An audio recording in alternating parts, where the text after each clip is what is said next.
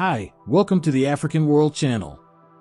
Shell's decision to sell its onshore business in Nigeria's Niger Delta for $2.4 billion to a consortium of companies has sparked discussions about the environmental impact of its operations and the responsibility to clean up pollution before leaving. The move is part of Shell's strategy to minimize its exposure in Nigeria amidst ongoing complaints of environmental degradation caused by the oil industry. Remember to subscribe to our channel, give the video a thumbs up, and share it with others to help us reach a wider audience. Now let's get back to the video. Shell's recent decision to sell its onshore business in Nigeria's Niger Delta for $2.4 billion to a consortium of companies marks a significant move by the energy giant to limit its exposure in the West African nation. The sale comes amidst long-standing complaints of environmental pollution caused by the oil industry, with Shell facing pushback over oil spills that have polluted rivers and farms, exacerbating tensions in the region. The sale, announced on Tuesday, is seen as a way for Shell to streamline its operations in Nigeria, where it has faced criticism for oil spills that have contaminated rivers and farmlands, exacerbating tensions in a region already plagued by years of militant violence. Zoe Yujnovich, Shell's integrated gas and upstream director, emphasized that the sale aligns with the company's intent to exit onshore oil production in the Niger Delta, allowing them to focus future investments on deepwater and integrated gas projects. The buying consortium, Renaissance, includes ND Western, Aridel Energy, First E&P, Walter Smith, and Petrolin. However, activists in the Niger Delta are raising concerns, demanding that the government withhold approval unless Shell addresses its environmental damage. Ledum Mati, a veteran environmental activist, stressed the importance of transparently addressing legacy issues, particularly environmental damage and decommissioning, before any divestment proceeds. The Niger Delta, upon which Nigeria heavily relies for petroleum resources, has suffered from pollution stemming from oil and gas production. This pollution has hindered access to clean water, harmed agriculture and fishing industries, and heightened tensions in the region. Despite government efforts, including amnesty packages for militants, the area remains volatile, with incidents of violence and pipeline vandalism.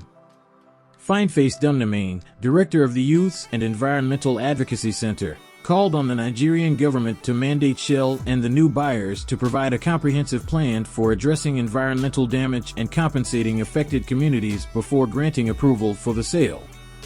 Shell has assured that it will conduct remediation as the operator of the joint venture for past spills. However, rights groups have called for stricter measures, urging the Nigerian Upstream Petroleum Regulatory Commission (NUPRC) to block the divestment until Shell takes financial responsibility for legacy pollution and the technical capability of the prospective new owner is established. In response, the NUPRC has organized a due diligence workshop to assess the divestment, focusing on environmental liabilities, regulatory compliance, and industry best practices. Rights groups, including Amnesty International, have emphasized the need for community consultation, full assessment of environmental pollution, and verification of the new owner's technical capacities before approving the sale. Shell's divestment in Nigeria is part of a broader trend among multinational oil companies, including Eni S.p.A., Equinor ASA, and ExxonMobil Corporation, to sell Nigerian assets. These divestments highlight growing concerns over environmental responsibilities and the need for transparent and accountable practices within the oil industry. African countries must assertively demand accountability from multinational corporations operating within their borders, especially when these entities contribute to environmental degradation. The case of Shell in Nigeria exemplifies the urgent need for stringent regulations and enforcement mechanisms to ensure that companies prioritize environmental protection and community welfare over profit. It's a matter of environmental justice. African nations are often disproportionately affected by the negative consequences of industrial activities, including pollution, deforestation, and habitat destruction. These impacts not only harm the environment but also jeopardize the health and livelihoods of local communities who rely on natural resources for survival. Therefore, it is only fair that multinationals bear the responsibility for mitigating and rectifying the environmental damage they cause. Enforcing environmental accountability is crucial for sustainable development. African countries cannot afford to overlook the long-term consequences of unchecked environmental degradation.